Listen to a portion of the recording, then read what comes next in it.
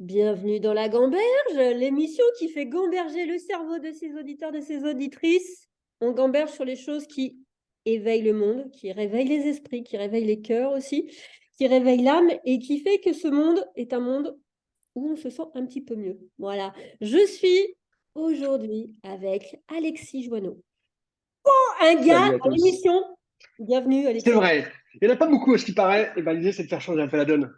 Je pense que tu as à peu près le first one. Voilà, donc sois le bienvenu. C'est parce que tu as une part féminine très éveillée sûrement, on ne sait pas, on va voir ça, on va découvrir Bien ça. sûr. Comme d'habitude dans l'émission, alors on fait une canalisation tout d'abord, Alexis, tu vas voir, tu vas pouvoir t'installer confortablement et suivre la canalisation en direct avec tout le monde. Ok. Ensuite, on va faire un peu plus connaissance avec toi. Voilà. Ensuite, tous les deux, on va répondre à la question d'une auditrice qui s'appelle Audrey. Ok. And first and least, je vais présenter un bouquin. Euh, alors, plus qu'un bouquin, c'est plutôt un carnet, et je t'en parlerai tout à l'heure aussi, ainsi qu'à Ok. tout le monde. Donc, sois le bienvenu. Avec On est plaisir. parti Franchement, je suis trop ensemble. content d'être là. Ouais, mais c'est cool que tu sois là, ça me fait plaisir. On se connaît depuis un petit moment, quand même, maintenant. Mhm. Voilà. On a un petit peu collaboré ensemble pendant un temps. Voilà. Exactement. Et là, on est bien, on est content, on se revoit. Tout à fait. Ah, alors, c'est parti. On va aller, mes amis, sur la canalisation. Donc, je vais vous demander de vous installer confortablement. La canalisation, c'est quoi? C'est Angélique qui se met en mode extrasensoriel et qui reçoit des messages de ce qui l'entoure pour vous et peut-être pour Alexis, on ne sait pas. Voilà. Alors, on s'installe confortablement. Un petit loubilou. On prend quelques respirations. Eh bien, si ce sera spécial dédicace pour Alexis sur l'inspiration, les hommes inspirants. Alors, s'il y a des hommes qui nous écoutent, accrochez-vous à votre string à paillettes. C'est parti. Les hommes inspirants. Accepte qui tu es. Accepte la largeur de tes épaules. Accepte l'aura qui se dégage de toi, l'attractivité qui se dégage de toi. Accepte d'être cet homme sensible et puissant en même temps. Accepte la fragilité. Accepte les tourments. Accepte la réussite. Tu es un homme de réussite, un homme qui réussit. Tu accompagnes à cet endroit-là, oui, en effet, précisément, la jonction, on en a parlé juste avant d'enregistrer l'émission, la jonction entre le passé et le présent. Tu es au croisement des chemins. Tu fais justement que les âmes retrouvent leur chemin, qu'elles ne se dispersent plus dans l'inutile, qu'elles ne soient plus menées par d'anciens fantasmes, d'anciennes mémoires, et aussi par des énergies qui viennent les polluer. Tu es celui qui redresse la barre, qui les remet dans leur justesse, dans leur centre. Toi et ceux qui nous écoutent et à qui ça parle, vous êtes les hommes d'aujourd'hui, non pas les hommes de demain. C'est aujourd'hui que votre action est nécessaire, aujourd'hui et maintenant, sur cette terre, avec vos présences, magnifiques et simples. Plus besoin de paillettes dans les yeux, plus besoin de démonstration de force. La simplicité de qui vous êtes suffit. Vous êtes suffisant tel que vous êtes. Plein d'amour, parfois caché, en tout cas tu, et de belles sources d'inspiration, de belles sources de respiration et de belles sources de connexion et de canalisation. Vous êtes de merveilleux vecteurs de canalisation. C'est un rôle important, mais pas une charge lourde. C'est un rôle parmi les autres de votre vie, que vous soyez père, époux, fils d'eux. C'est un rôle parmi les autres, un rôle avec lequel jouer. Cessez de se prendre au sérieux et jouer avec ce rôle. Parfois faire mine d'être sérieux, ok, et ne pas dresser de barrières rigides entre vous et le monde. Vous êtes les représentants d'une nouvelle ère, d'une nouvelle énergie, de nouvelles énergies, juste, équitable, joyeuse, drôle,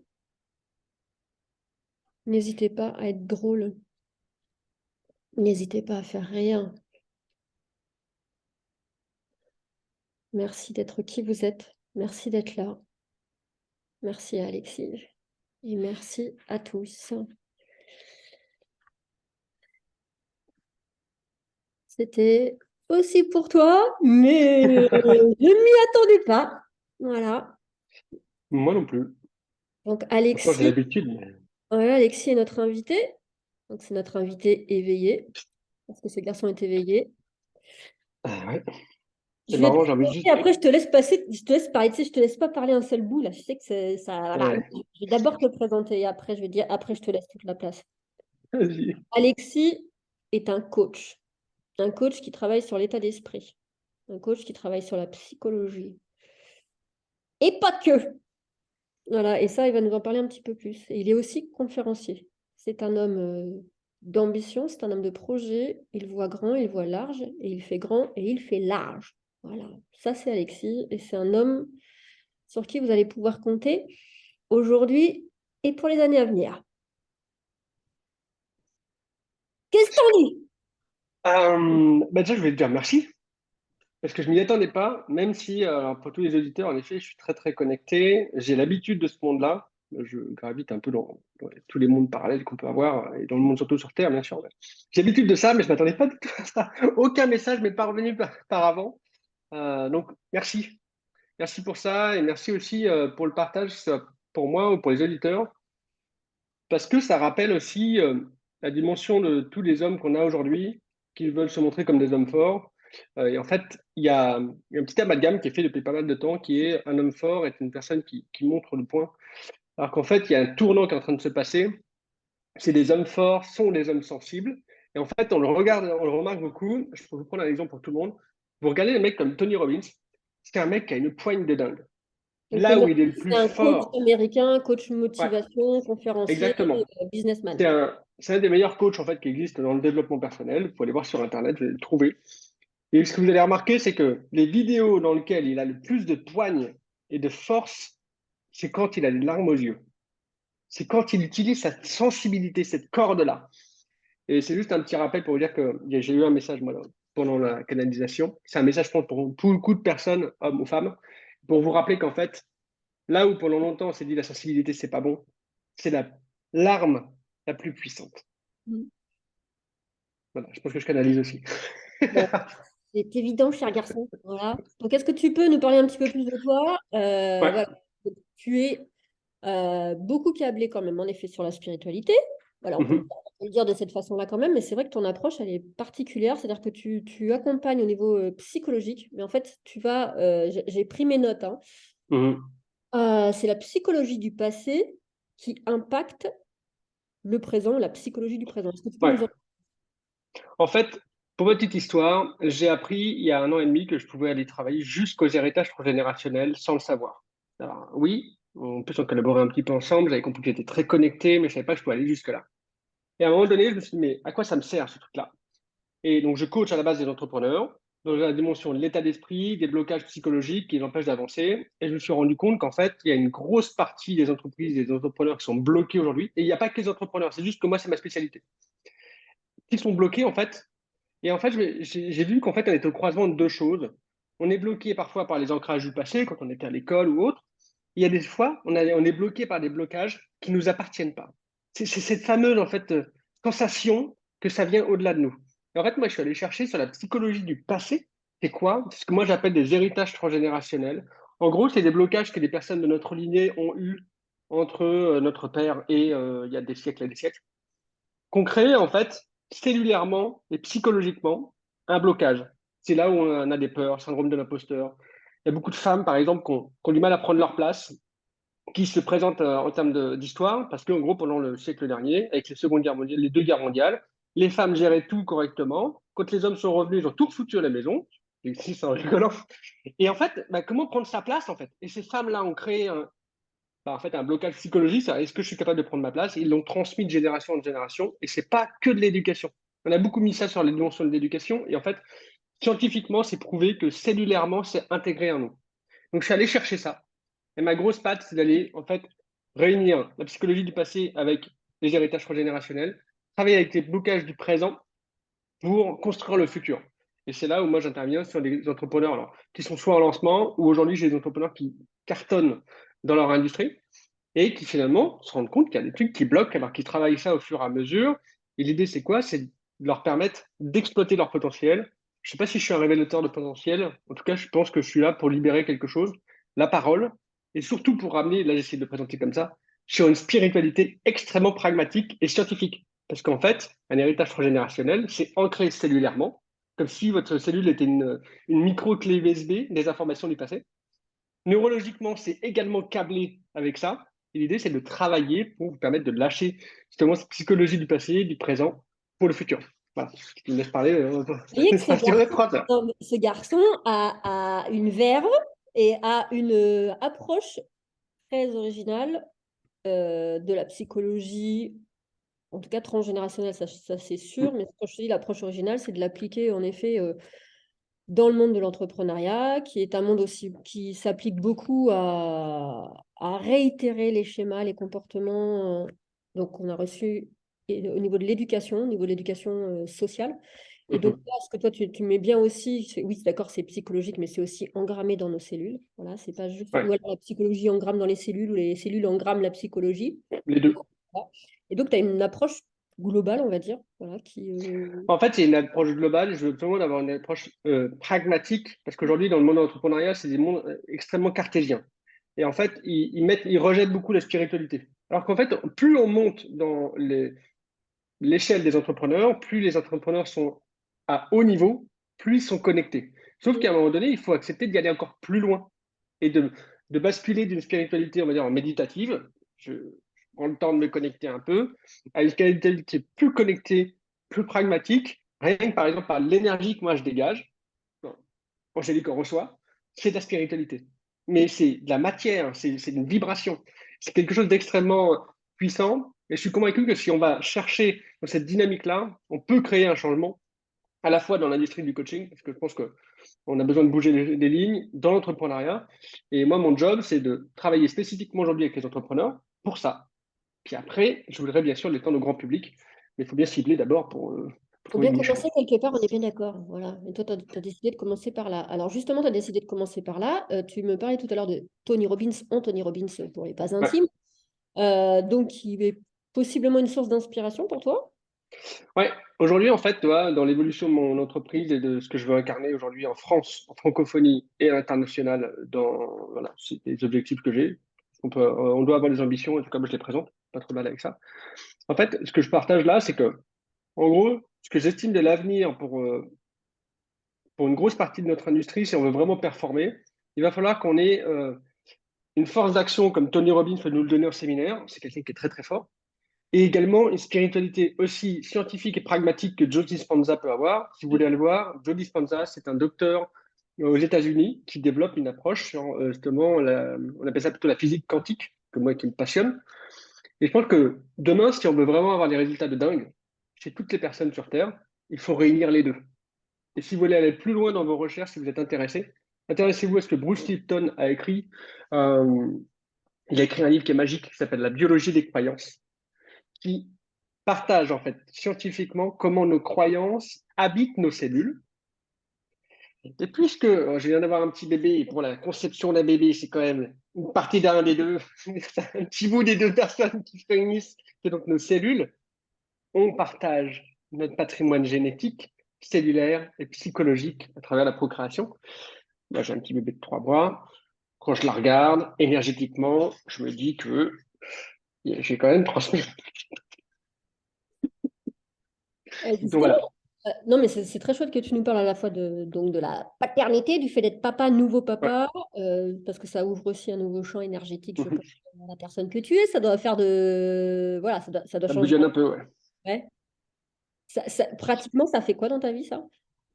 Euh, Bah, moi, c'est venu chercher des vieux démons, par exemple, parce que mon expérience de vie m'a amené à subir des choses quand j'étais très très jeune. Pas méchant, hein, mais en tout cas, moi, je les ai subies comme ça. Et ça est venu me chercher aussi sur qui je suis aujourd'hui. En gros, est-ce que je suis capable d'incarner vraiment ce que je suis venu faire sur cette terre? C'était assez compliqué au début, puis à un moment donné, je me suis dit, bah, en fait, à un moment donné, si moi, j'ouvre pas les vannes chez moi, c'est-à-dire sur la dimension que j'ai de la médiumnité chez moi, je dois faire une cérémonie chamanique pour vraiment aller explorer le monde des esprits, du chamanisme. Et en fait, cette paternité-là, elle me pousse en fait à me dire, mais va explorer ça, parce que ta fille, elle est issue d'une personne qui est médium, c'est-à-dire ma femme, et moi aussi, moi j'ai une grosse spiritualité extrêmement développée, qui demande d'ailleurs que ça aussi. Et je me suis dit, mais le jour où elle va se réveiller, qu'elle va dire, ah, je vois du monde, c'est sans blaguant, mais je ressens des trucs et tout, moi, tout le monde, je leur explique, je lui explique. Et en fait, cette paternité-là, ça a révélé encore plus ma spiritualité, et encore plus aussi mon côté cartésien parce que j'arrive à voir en ce bébé le côté pragmatique de la spiritualité. Je vous donne un exemple. Vous donnez un biberon à un enfant, à un bébé, normalement il est censé vous regarder, et lui il regarde tout autour, comme s'il voyait du monde. Et je me dis qu'à un moment donné, il faudra bien que je lui explique. Et cette paternité-là, c'est une révélation. En fait, c'est une révélation obligée. Bon, après, j'ai fait d'autres expériences. Hein. Je suis parti dans le désert et tout. J'ai pris quelques claques. Mais en gros, à un moment donné, c'est de se poser, de se dire, OK, qu'est-ce que je veux pour cet enfant-là, sachant qu'elle est issue de nous. Et elle est issue de moi. Et je sais très bien qu'à un moment donné, il y aura certainement de la spiritualité chez elle. Et je veux pas qu'elle soit aussi effrayée que moi. J'ai fait un post il y a quelques temps sur LinkedIn, justement sur ma spiritualité. J'ai été effrayé, je voulais pas en entendre parler. D'ailleurs, tu es une femme qui m'a permis d'aller l'ouvrir. Euh, déjà, d'ouvrir cette petite boîte de Pandore. C'est marrant de dire ça parce que boîte de Pandore, c'est vraiment un bijou. Et à un moment donné, c'est de remettre la spiritualité dans le sens bijou. C'est pour ça que moi, je veux rester extrêmement pragmatique et scientifique parce que je veux toucher beaucoup de personnes. Mais toute la spiritualité des gens est un bijou. Pourquoi? Moi, j'ai tendance à dire dans mes coachings, l'univers a toujours un meilleur plan pour nous. Et ça, j'en suis convaincu. Et à un moment donné, notre spiritualité, elle est forcément à notre service. Et elle n'est pas à votre service juste au moment où vous n'acceptez pas de la vivre. Parce que personne n'est obligé de vous dire que vous n'êtes pas obligé de dire, par exemple, que vous êtes médium, que vous entendez des choses, que vous avez des visions, des intuitions. Mais si vous la mettez à votre service, votre vie change. C'est ultra important de comprendre ça. Moi, elle m'a effrayé et j'ai compris que depuis tout petit, j'avais une connexion avec d'autres dimensions. Et au moment où je l'ai accepté, ma boîte a décollé, par exemple. Et pour la petite anecdote sur la spiritualité, j'ai fait le test d'être beaucoup plus pragmatique sur le monde du business et de la psychologie. J'ai fait le test pendant un mois. J'ai rien vendu du tout. Alors, je vends des accompagnements en individuel. Mon business model a changé un petit peu. Parce que maintenant, il y a carrément toute une plateforme en ligne sur la psychologie, le mental et les héritages générationnels pour les entrepreneurs. Et pour faire le test, j'ai rien vendu du tout. Alors que j'étais sur une phase qui était assez bonne, quoi. Et j'ai fait le point, j'ai reparlé de la spiritualité au sein des business, et c'est là que ça a commencé à revenir. Et c'est pour que je partage ça parce qu'à un moment donné, si ça fait partie de votre vie, c'est forcément à votre service. Et personne n'est esclave de sa spiritualité. À vous de trouver en fait votre petite patte. À vous de trouver ce petit truc-là qui va faire que vous allez être bien dans vos chaussons lorsque vous allez être dans votre spiritualité. Tu vois, dans ce que j'entends, c'est accepter d'être inspiré, accepter d'être une source d'inspiration, accepter d'être là. Dans ce que tu dis, c'est vraiment accepter d'être inspirant. J'entends que ça, inspiration, inspirant, inspiration, inspirant. Qu'est-ce que toi, tu désires aujourd'hui comme homme? Qu'est-ce que tu désires être comme homme inspirant, en fait? Quelque chose comme ça. Mais tu vois, je Euh, peux pas dire, moi, je sais pas, on va pas aller forcément sur les endroits de justement scientifiques ou mhm. poétiques ou je sais pas quoi. C'est vraiment là, au niveau du cœur, j'entends que tu es. Mais ça, non, faut peut-être pas que je le dise. Mais c'est que de Bah l'amour. vas-y. Il n'y a que de l'amour, tu vois. Moi, de ce que je ressens de ton cœur, il n'y a que de l'amour et En ça. fait, moi je Ça suis fait pas la quelqu'un, tête. ouais. Voilà. En fait, moi je suis quelqu'un de très ambitieux parce que ça me nourrit. Mais il y a quelques jours, en fait, j'ai fait un point sur mon business parce que j'ai des ambitions de chiffre d'affaires, hein, j'ai des ambitions d'impact. Et il y a un moment donné, je me suis dit, Alexis, si tu fais le tour du monde et tu fais des conférences devant des milliers de personnes et tu leur permets de développer leur potentiel, à la fois en faisant le point entre la spiritualité, la psychologie et ce que moi j'ai en tête, est-ce que tu serais capable de le faire gratuitement? Je me suis dit, si demain, quelqu'un m'appelle et qui me dit, Alexis, tu peux faire des conférences partout dans le monde, tu fais une conférence dans chaque pays, par contre, t'es pas payé, bah, je l'ai fait. Alors oui, après, j'aime en fait cette compétition entre guillemets, du chiffre d'affaires, de l'évolution. Et j'ai pris conscience, en fait, je reviens d'un partage d'un moment dans le désert, avec Kim Benoît, avec plein d'entrepreneurs, et j'ai rencontré beaucoup de personnes qui étaient connectées, et notamment des personnes qui m'ont dit, en fait, on comprend pas pourquoi toi, tu oses pas, alors que nous, ce qu'on voit de l'extérieur de toi, c'est beaucoup plus grand que ça. Et à un moment donné, je me suis dit, mais en fait, qu'est-ce que j'ai vraiment envie de transmettre? Euh, mais j'ai envie de transmettre les choses avec le cœur. J'ai vraiment envie de donner ça, quoi. Donner cette possibilité. Après, la vie va certainement me le rendre, il va très bien se passer de très très grandes choses. Mais c'est pour ça que j'adore faire des interviews, par exemple, comme ça, ou des podcasts, parce qu'à un moment donné, moi, ça m'effraie d'être inspirant. Je suis très, j'adore cette dimension-là, et en même temps, je suis effrayé par la puissance de ce que je peux partager, que ça peut révéler des choses énormes aux gens. Mais par contre, pour moi, ça vaut tout l'or du monde Et de tu vois, partager ça. quand tu t'es effrayé, pour moi, ce que j'entends, c'est la part égo de toi. Enfin, on s'en fout de l'ego, pas égo, je sais pas comment. Mhm. Ouais, bien sûr. Je juge pas l'ego. C'est la part de l'ego de toi qui, du coup, se valoriserait par rapport à ça ou se Mhm. dévaloriserait aussi par rapport à ça. Et là, justement, c'est là où j'entends je sais pas dis-moi ce que tu penses de comment aujourd'hui tu peux, tu emploies le mot spiritualité, mais comment est-ce que tu peux utiliser aujourd'hui l'énergie de l'amour aussi pour mettre ça à ton service à toi? Bon, là, on n'est pas en train de faire, attends, je suis en train de transformer ça un peu en mode coach, là, tu sais, mais c'est parce que c'est une déformation professionnelle. On en reparlera. Ah non, de Dieu, faut toujours qu'elle aille sur ce chemin-là, c'est pas possible. En fait, ce que je veux juste, j'entends, c'est, voilà, aujourd'hui, l'amour a envie juste de t'aider à transformer je sais plus si c'est cette mémoire transgénérationnelle, le mot que tu emploies, toi, ce truc transgénérationnel, parce Ouais, que c'est c'est héritage, hein, en général. héritage, merci beaucoup, cet héritage transgénérationnel. Il y a un truc là-dedans, un héritage de bonhommes qui ont marqué leur époque, mais qui ont été tellement dans l'orgueil qu'en Ouais, fait, il y a deux hommes. Il y a deux hommes dans ma lignée. Et c'est marrant d'en discuter parce que toi, bah, je parle d'héritage transgénérationnel, mais moi, je l'ai vécu en fait. Je me suis rendu compte qu'il y avait un héritage transgénérationnel énorme dans la famille qui a beaucoup touché mon papa, mon grand-père, sur l'argent.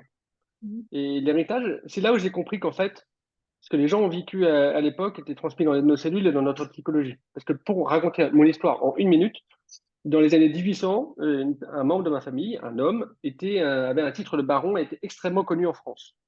Il avait des terres extrêmement riches et du jour au lendemain, il a tout perdu. Le titre et l'argent. Donc il y a une dimension d'ego qui passe dans la famille et la dimension de la perte de l'argent. C'est-à-dire faire de l'argent, c'est le risque de tout perdre. Et en fait, c'est revenu après, on va dire une cinquantaine d'années après, une autre personne dans la famille qui a réussi à faire fortune. Pareil, il a tout perdu. Alors, voilà, c'est marqué dans les papiers que l'État a pris quelque chose. Ça se trouve, il a fait la pire connerie du monde. Mais en fait, dans les cellules et dans la psychologie de la famille, des hommes, c'est ancré comme ça. Faire de l'argent, c'est le risque de tout perdre. Et donc, bien sûr, il y a une dimension d'ego, parce que quand un homme, notamment dans ces époques-là, tu leur retires leur richesse, c'était le principal levier pour dire, voilà, j'existe, et c'était un peu compliqué. L'idée, voilà, c'est d'aller chercher cette dimension-là. Mais pour moi, les héritages transgénérationnels, je le vis aussi. Je l'ai d'ailleurs découvert d'abord sur moi, et à un moment donné, je me suis dit, bah, si je le découvre sur moi, c'est qu'il y a forcément quelque chose à faire, quoi. hey, ça, c'est plutôt malin, c'est plutôt logique, c'est plutôt aligné, on va dire, mon garçon. Il y a un truc, tu vois. Donc, source d'inspiration, toi, tes sources d'inspiration, donc ce serait Anthony Robbins. Ouais, Euh, Anthony Robbins, Joe Dispenza, Dispenza. il y a une femme, en fait, ça jouait de la femme aujourd'hui, on tourne, mais c'est, franchement, ouais, il y a une femme qui m'a beaucoup marqué, c'est Rosa Parks. D'accord, ok. Et pourquoi, en fait? Parce qu'elle a du courage, en fait, cette femme. Et moi, je suis très inspiré par les gens qui ont du courage. Euh, la, la personne qui a écrit, on parle de livres, Harry Potter. Quand on sait J.K. Rowling. J.K. Rowling. non, mais C'est mon quand on héros, connaît lui. quand on connaît son parcours, en fait, à un moment donné, si vous avez envie d'abandonner, repensez à elle, quoi. C'est tout. Et je vais vous rendre compte que bah non, il y a certainement quelque chose de mieux qui vous attend. Après, faut accepter en fait qu'il y a des choses qui sont plus dures et tout, mais si vous faites les choses, vous allez certainement, si vous scannez au fond de vous et vous dites mais pourquoi je fais les choses, vous allez vous rendre compte, comme moi par exemple dans mon entreprise, ce que me partageait tout à l'heure Angélique, le fond de ma mission, c'est de donner. Après, j'en ai fait mon job, mais j'adore ça en fait, j'adore l'entrepreneuriat et tout. Mais le fond de mon job, c'est de donner. C'est-à-dire qu'aujourd'hui, je pourrais coacher n'importe qui, et d'ailleurs, je le fais très très souvent, gratuitement. Je peux appeler un ami. Aujourd'hui, enfin voilà, même dans mes clients, je suis extrêmement présent parce que j'ai envie de donner. C'est au-delà en fait du fait qu'ils aient payé un certain tarif. Moi, en fait, j'estime qu'à partir du moment que l'accompagnement il est engagé et qu'ils ont réglé en gros leur accompagnement, je m'en moque de savoir si je dois leur rajouter une, deux, trois séances, si je dois les avoir au téléphone plus régulièrement. Parce que à partir du moment que je donne, moi, je me sens vivant. Après, j'aime bien le monde des affaires, donc j'appelle les deux, quoi. Tu arrives à relier les deux quand même. Mais, mais à un moment donné, ça m'est arrivé d'avoir des clients ou des clients qui avaient un bug dans leur business. Et c'était un bug qui était souvent psychologique, la barrière. Et puis après, même dans la stratégie, je commençais à être assez bon. Et de passer 2 heures avec eux au téléphone un dimanche après-midi et de leur dire, vous en faites pas, je kiffe ce que je fais. Et ma chérie comprend, elle a l'habitude. Mais j'ai fait ça avec le cœur, en fait. Et je me moque si l'appel dure un quart d'heure. Aujourd'hui, je coach un entrepreneur qui est très, très avancé. Ça ne me dérange pas si on s'appelle à un quart d'heure ou 3 heures parce qu'il y a besoin d'aller déblayer des trucs ou même de se déplacer, parce que je peux me déplacer avec lui sur des conférences et des gros rendez-vous. En fait, je me moque du temps. Parce qu'à partir du moment que je donne et que je suis dans ma mission, le temps n'a pas d'importance. C'est, c'est comme ça. C'est là où ça devient fluide, où à un moment donné, bah, ça rejoint en fait mes deux personnes, et c'est d'ailleurs exactement ce que je cherche à faire dans l'approche que j'ai, c'est le côté pragmatique, parce que j'aime le monde des affaires, et de plus en plus, mais j'aime le monde de la spiritualité parce que je sais que je suis là pour ça. Donc bah, je relie les deux. Et une fois qu'il y a une partie, en gros, une fois qu'il y a une partie qui est réglée, je me mets à 300% dans la dimension cœur et connaissances que je peux avoir, tout ce que je peux engranger comme connaissances sur la psychologie, les neurosciences, sur la spiritualité aussi, sur les différentes approches qu'on peut avoir, ben je donne. Mais je donne sans compter. Tu vois, on remarque bien que tu es un homme de l'oral, que tu es un homme de l'explication, de la pédagogie. Mm. Vraiment, enfin, voilà, c'est quelque chose que tu as vraiment en toi. Et qu'en est-il de la transmission écrite? Est-ce que toi, tu es un homme de l'écrit? Est-ce que tu as Alors, l'intention, à un moment donné, d'écrire un bouquin? ouais, au moins un, oui. Mhm. Euh, j'ai déjà 2 bouquins en tête. Et je vais voir et partager aussi pourquoi je veux écrire des bouquins, c'est parce qu'à un moment donné, on peut toucher beaucoup plus de personnes. Et c'est vraiment important en fait pour les gens aussi de peut-être de vous découvrir autrement. Donc en fait, il y a 2 bouquins que je bien écrire. Un premier bouquin pour partager mon parcours, non pas égotique. Et des fois, je me dis, bah, en fait, si je dois être très honnête pour tout le monde, je pense que j'ai envie d'écrire ce bouquin pour mon père. Pour lui dire, voilà, en fait, tu vois, pendant longtemps dans ta vie, ça paraissait compliqué. Voilà ce que j'ai fait. Parce qu'à la base, je viens du monde de l'enseignement, j'ai démissionné. C'est-à-dire que j'ai tout coupé. J'ai pas demandé de rupture conventionnelle ou quoi que ce soit. J'ai démissionné. C'est-à-dire que j'ai perdu tous mes concours. Et je monte une boîte dans laquelle j'ai vraiment l'ambition d'en aller très très loin. Et j'ai envie d'écrire un bouquin pour dire, voilà mon parcours à la fois d'entrepreneur et dans la spiritualité. Et rien n'est simple, mais tout est beau. Et à un moment donné, c'est en gros une lettre ouverte à mon père. Ça serait le premier truc. Et je me dis que ça inspirerait peut-être d'autres personnes à dire pardon à ses parents ou dire je t'aime. Je sais pas, même si c'est à travers un bouquin. Finalement, je pense que je vais dire bon, je t'aime à mon père à travers un bouquin. Si tu regardes cette émission, tu le sais déjà. Comment son prénom à ton papa? C'est Janie. Janie, tu nous écoutes? Et un deuxième bouquin, j'aimerais bien écrire, et qui aura lieu un jour. C'est un bouquin vraiment pour partager ma méthode et la compréhension des mécanismes de la psychologie, de la spiritualité à son service. Euh, Parce que j'ai vraiment en fait une lecture assez fine de ce que j'ai en tête. Et je me dis que je développe des méthodes, je développe des protocoles, je développe des manières de penser. Et qui est d'ailleurs aujourd'hui totalement dans une plateforme en ligne avec quasiment plus de 10 à 20 heures de vidéos où j'ai mis toute ma pensée, toute ma pédagogie. Aujourd'hui, il y a des gens qui ont besoin de ça. Mais ils n'ont peut-être pas besoin d'être coachés. Ou alors ils n'ont peut-être pas envie. Et je me dis à un moment donné, comment ouvrir au grand public en fait cette dimension-là? Bah, je pense que ça passe par les bouquins. Et en gros, c'est une ouverture au monde. C'est aussi une présence pour, euh, pour ton industrie. Mais c'est vraiment une ouverture au monde. Donc oui, il y aura des livres. Je suis bien au bon endroit. Je suis bien d'accord avec toi et je suis d'accord avec toi aussi que le livre est le meilleur moyen d'accéder au grand public. Voilà, et en Ouais, effet, pour déjà qu'il rentre dans ton univers, mais c'est aussi pour que toi, je pense qu'on a chacun quelque chose à apporter, une contribution à apporter, et que le livre est un vecteur de contribution et que c'est quelque chose qui permet d'aller directement dans le foyer des gens, dans leur intériorité. Et c'est à cet endroit-là que ça se passe aussi pour les prises de conscience, les transformations, les choses comme ça. ouais. Ce que moi j'aime bien dans les livres, je pense que c'est intéressant que les gens ils l'entendent, c'est que c'est chacun à sa vitesse. Parce que par exemple, vous allez suivre un programme en ligne, par exemple, bah, il y a une certaine vitesse en fait qui est imposée par rapport au process et tout. Et le livre, en fait, si vous avez envie de lire une page par jour, vous lisez une page par jour. Il n'y a personne qui va venir regarder dans votre bibliothèque est-ce que vous allez vite ou est-ce que vous allez pas vite. Moi, je lis quasiment un bouquin par semaine parce que j'adore ça. Mais à un moment donné, il y a des bouquins qui sont plus complexes, mais c'est pas grave. En fait, je vais à ma vitesse. Et tant pis s'il y a un autre coach qui l'a lu en une semaine, qui était trop fort et tout. J'en ai strictement rien à faire. Par contre, tout ce que j'ai intégré, je l'ai pris à mon service. Et ce qui est génial dans les bouquins, c'est que vous pouvez lire 5 pages en avant de vous coucher, vous pouvez lire 10 pages au petit-déj, vous pouvez faire ce que vous voulez. C'est votre rythme. Et vous allez piocher dans le livre exactement ce dont vous avez besoin et ce que vous avez envie aussi. Et ça, Et c'est puis, vous valable pouvez relire. pour les auteurs, hein. Ce que je veux dire aussi, tu vois, les personnes à qui on s'adresse, là, il y a beaucoup Mm. d'entrepreneurs spirituels et des personnes éveillées qui veulent, qu'on désire le rêve, voilà, d'écrire un livre.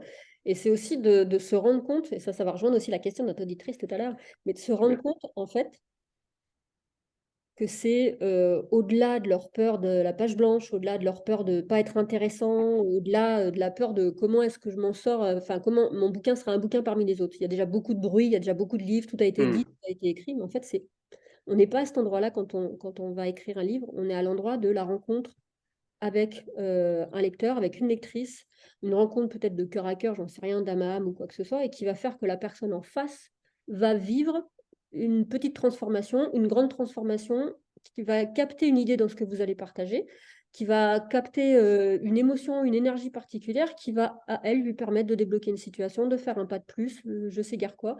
Et c'est pour ça, Mm. de mon point de vue, il faut aussi sortir de la chose de écrire un livre, c'est pour une élite, écrire un livre, ça sert à rien aujourd'hui, puis je sais pas quoi dire, machin, tout ça. C'est vraiment aller à la Ouais, rencontre.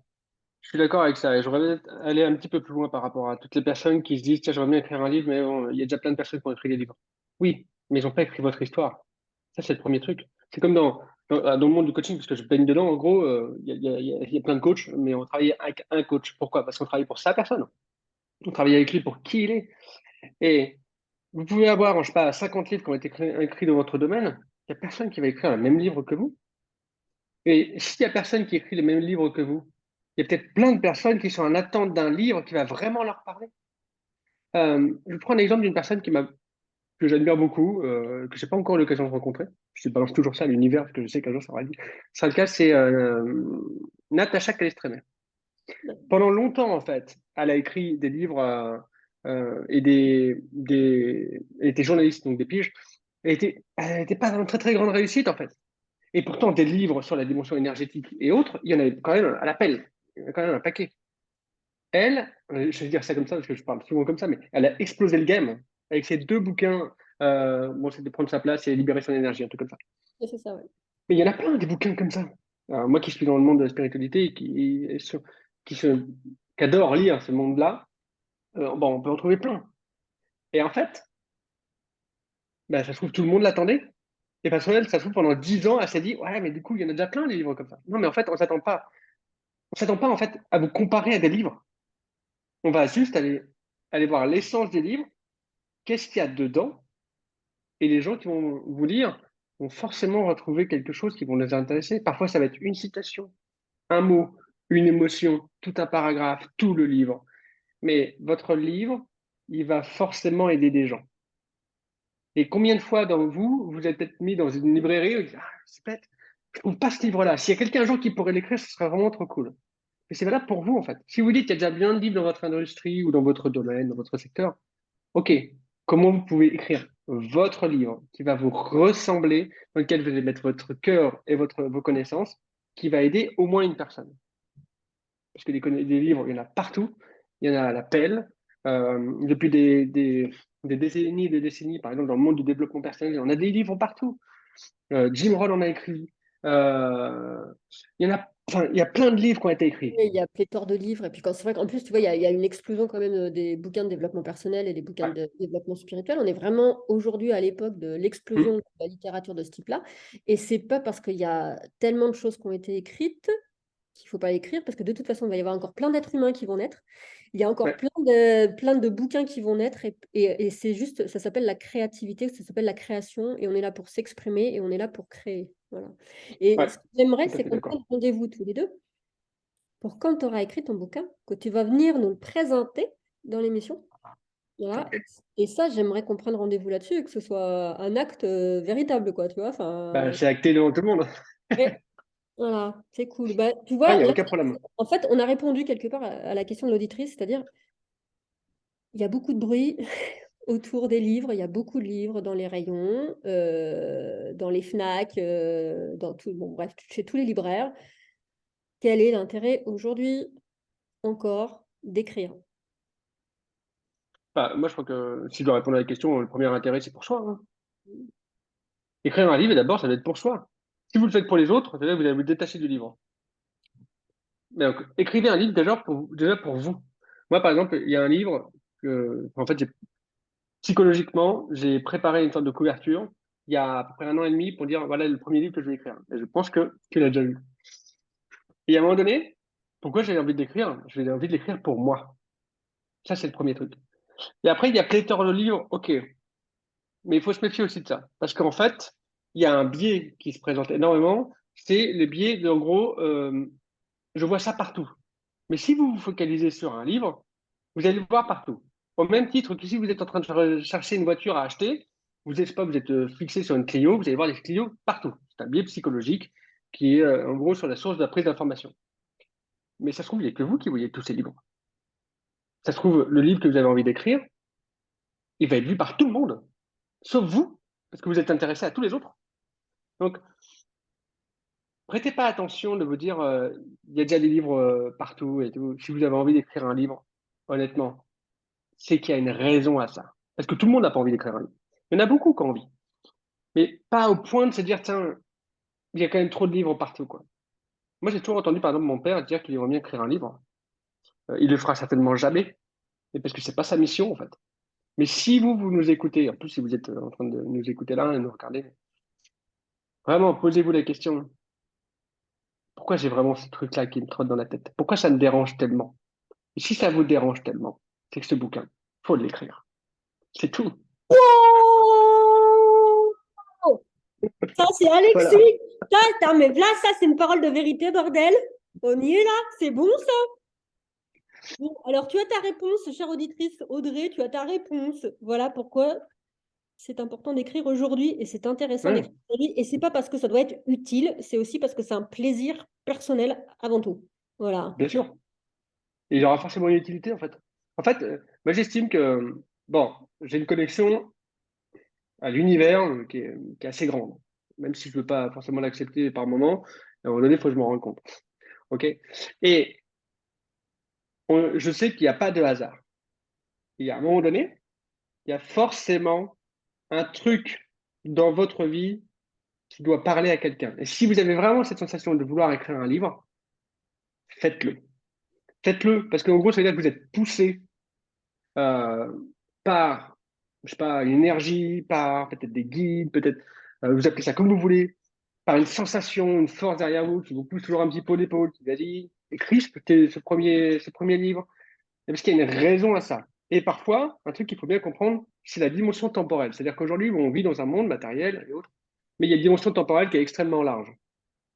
Euh, et c'est pas parce que vous vous dites aujourd'hui ce livre n'est pas utile que lorsqu'il va sortir dans un an, il va pas l'être.